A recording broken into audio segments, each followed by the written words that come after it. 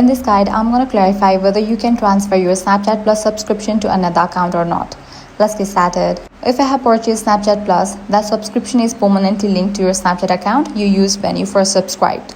Unfortunately, Snapchat does not offer any option to move or transfer an active subscription to a different account. So what you can do if you want Snapchat Plus on another account? Cancel and subscribe again. The easiest solution is to cancel your Snapchat Plus subscription on your current account. Once the existing subscription period ends, simply purchase a new Snapchat Plus subscription using the account you usually want to use. If you recently purchased a subscription by mistake, you may be eligible for a refund. Refund eligibility depends on where you bought Snapchat Plus, such as the Apple App Store or Google Play Store, and their refund policies. If your refund request is approved, you can then subscribe again using your preferred Snapchat account. So that's it. If this guide helped you out, do not forget to like, share, and subscribe.